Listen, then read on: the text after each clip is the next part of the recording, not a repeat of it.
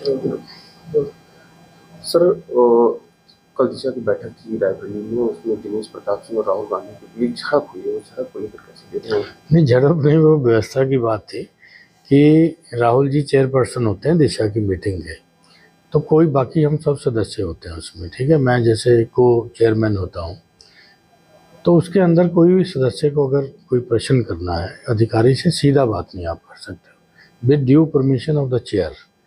तो उसको ये कहना चाहिए था कि अध्यक्ष जी, मैं आपके माध्यम से ये मैं अधिकारी से पूछना चाहता हूँ। तो राहुल जी ने उससे ही कहा कि आप सीधा बात नहीं कर सकते हैं, आप मेरे को बताइए, मैं अलाउ करूँगा आपको कि आप प्रश्न पूछिए, क्योंकि ये है।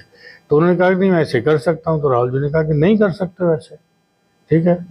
तो उन्होंने कहा नहीं, हमने कहा, फिर मैंने इंटरवेन किया। मैं कहा नहीं, कैसे कर सकते हो भाई, चेयरपर्सन है। तो उदाहरण दिया उसने लोकसभा का। तो मैं कहा भी लोकसभा में भी सब लोग तो स्पीकर को ही एड्रेस करके करते हैं, या स्पीकर नाम पुकारते हैं कि आप बोलिए।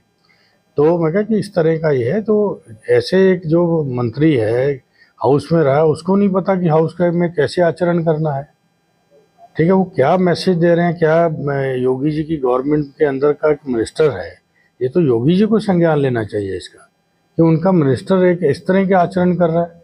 तो क्या कैबिनेट का मैसेज जा रहा है? योगी जी कैबिनेट में इस तरह के भी मंत्री हैं जिनको हाउस का आचरण कैसे करना उनको नहीं पता है।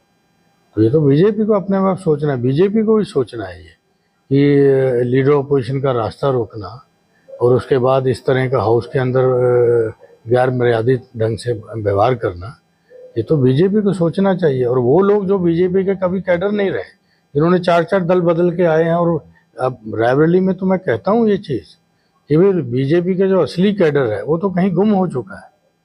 बाहर के लोग आए हुए ही बीजेपी वहाँ चला रहे हैं पूरे रायबरेली के अंदर। जो बीजेपी का ओरिजिनल कैडर है, मैं तो बरसों से जानता हूँ उन लोगों को, आज वो बेचारे कहीं नहीं है, ना कहीं सरकार में उनको कहीं है, ना कहीं वो है। तो इस तरह के लोग अब चला रहे हैं अपना, ये बीजेपी को जेब में रख लिया इन लोगों ने।